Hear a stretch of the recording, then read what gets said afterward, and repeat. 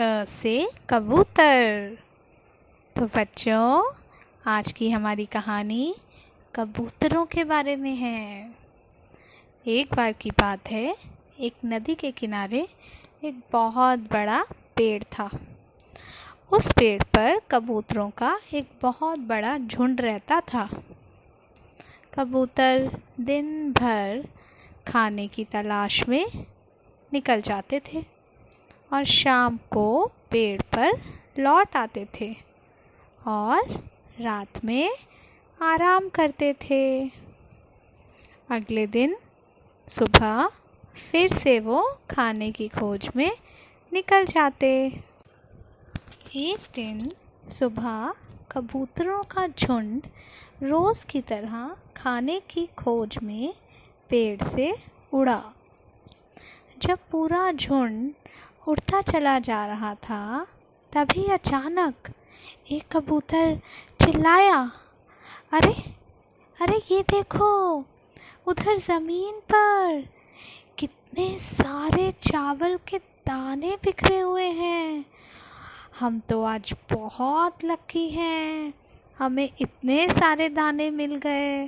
मज़ा आ गया, पेट भर के खाएंगे आज।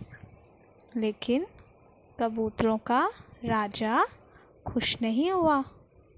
उसने सोचा कि ये तो बहुत ही गड़बड़ वाली बात है। हमें पहले देखना चाहिए कि वहाँ किसी बदमाश शिकारी ने कोई जाल तो नहीं बिछा रखा है।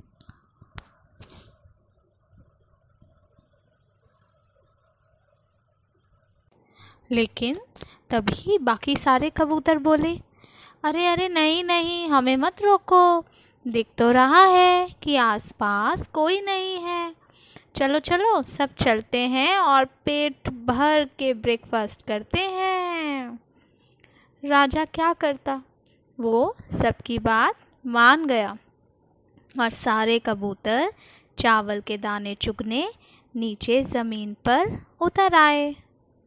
लेकिन अचानक एक जाल सारे कबूतरों पर गिरा और सारे कबूतर उसमें फंस गए।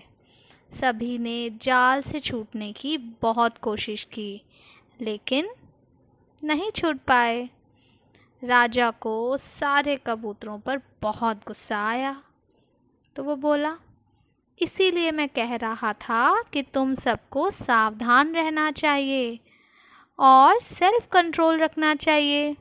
देखो, अब हम सब फंस गए ना, जल्द ही शिकारी आएगा और हम सबको ले जाएगा। उन्होंने देखा कि जाल बिछाने वाला शिकारी उनकी तरफ बढ़ा चला आ रहा था।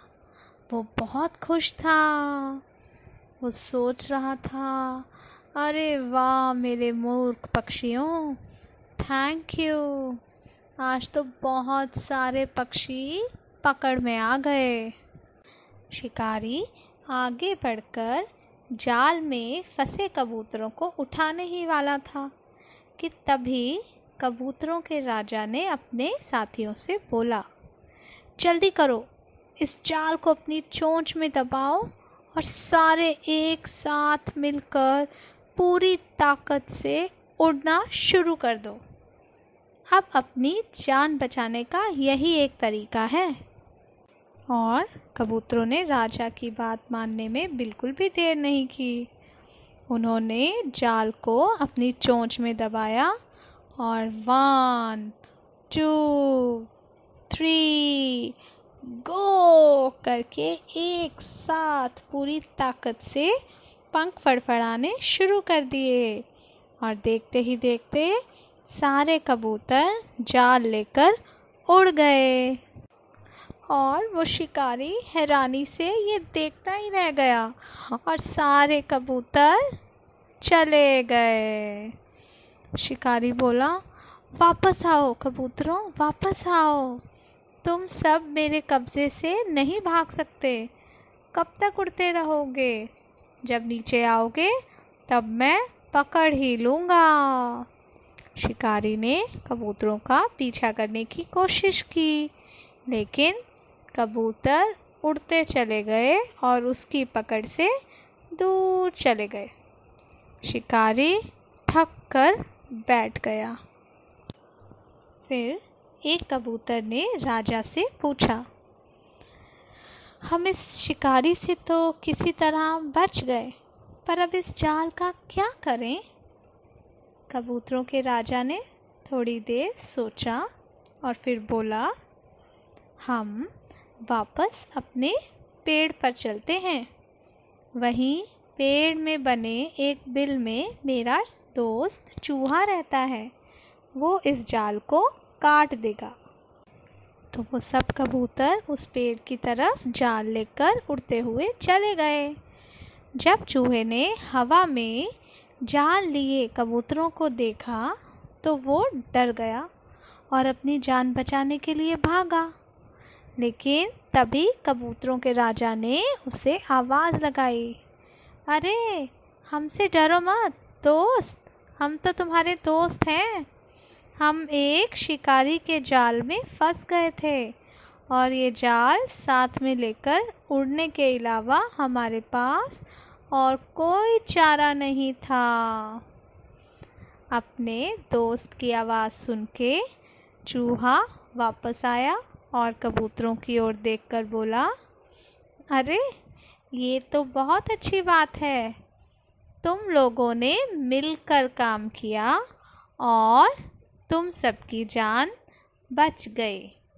अब चिंता मत करो, मैं तुम्हारा जाल अभी काट देता हूँ।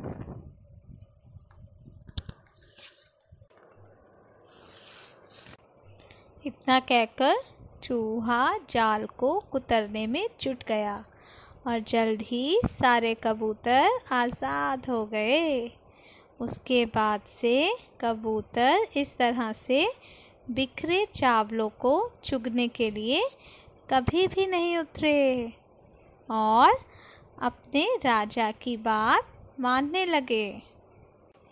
तो बच्चों, हमें लालच में आके सेल्फ कंट्रोल लूज़ नहीं करना चाहिए, है ना। अगर कबूतर लालच में आके नीचे नहीं उतरते दाने खाने के लिए तो वो जाल में नहीं फंसते, है ना। और जब हम मिलजुल कर कोई काम करते हैं तो वो काम में हम सक्सेसफुल होते हैं, जैसे कि कबूतरों ने किया, एक साथ मिलकर जाल को लेकर भाग गए और बच गए। ठीक है बच्चों, बाय बाय।